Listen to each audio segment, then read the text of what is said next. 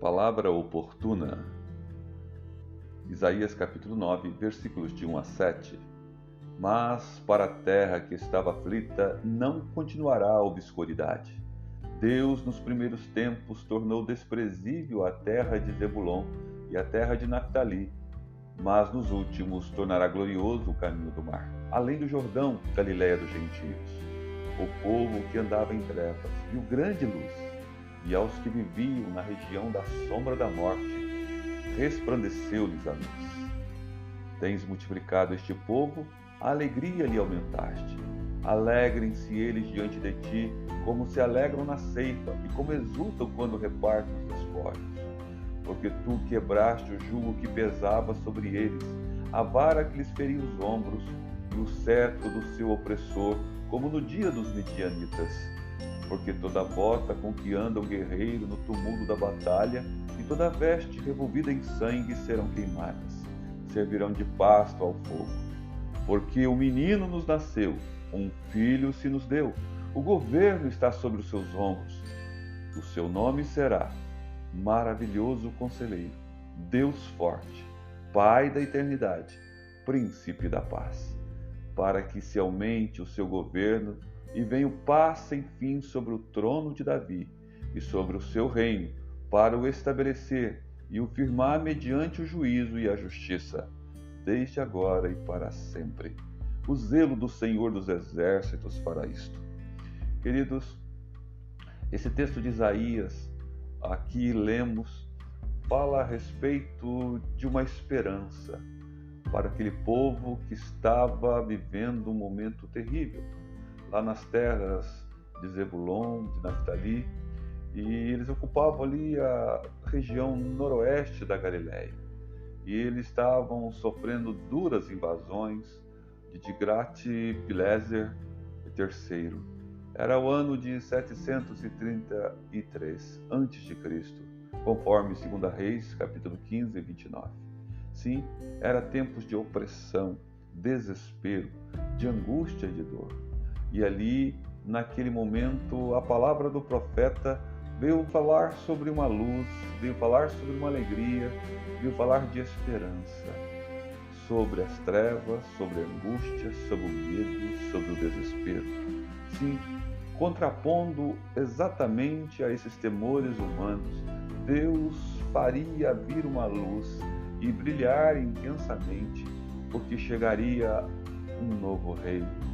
Sim, o rei que governaria com justiça, comparado ele à luz da manhã, o rei que de fato viria ser entronizado, era comparado a um orvalho que se vê logo na aurora, logo ao amanhecer, sendo aquele banho que toda vegetação recebe, toda a natureza recebe para ter um rejuvenescimento, um verdejar contínuo.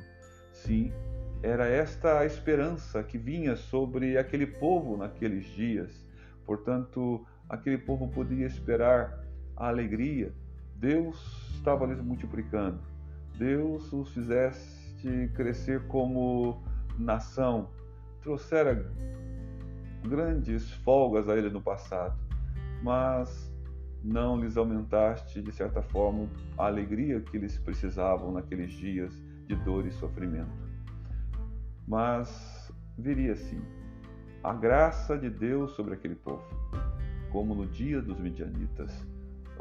Certamente Deus trouxe sobre o comando de Gideão a derrota dos midianitas. Sim, haveria vitória, um significado importante, uma vitória anunciada aqui pelo profeta, e que a intervenção de Deus se daria, e Deus cessaria aquele belicismo, aquela prática do uso das armas, e certamente Deus calaria essas armas.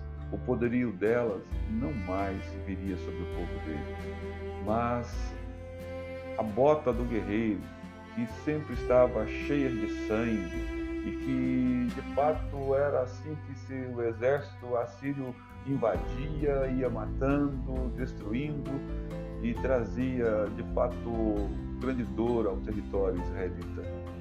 não mais se socorreria. Porque a própria palavra explica: um filho se nos deu. Sim, o rei de Judá tomava posse do seu trono. O seu governo, sim, seria sem fim. E certamente viria aquele que é o herdeiro de Davi e estaria sobre o governo de Israel, sobre o seu povo, o Messias. Sim, ele viria. Portanto, o governo está sobre os seus ombros. Certamente um manto real, um manto de poder estaria sobre os seus ombros. E certamente seria concedido, e como de fato foi concedido para reinar, poder. E sim, o Senhor trouxe. E aquele menino que nasceu, um filho que se nos deu, certamente estaria governando aquele povo e a todo o povo de Deus espalhado pelo mundo.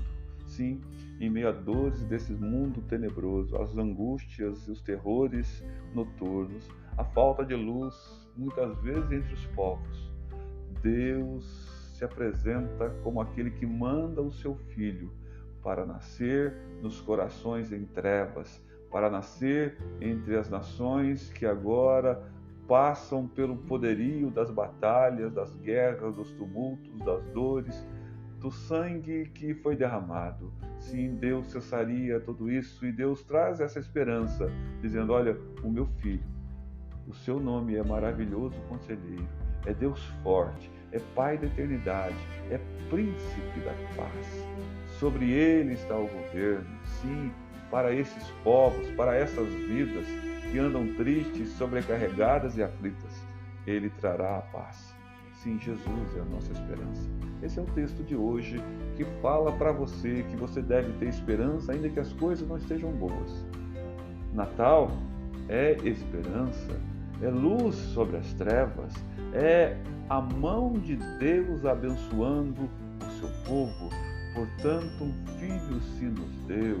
Jesus Cristo é este Filho que veio para nos salvar e que Isaías contempla na sua profecia, mostrando um tempo vindouro sobre o povo de Israel e sobre todo o povo de Israel. Jesus veio, certamente o Israel da fé. Portanto, você que faz parte do Israel da fé, Jesus está presente. Ele é o Filho de Deus, Ele é a nossa esperança. Em nome dele, receba essa palavra oportuna e seja Natal da esperança na sua vida, em nome de Jesus.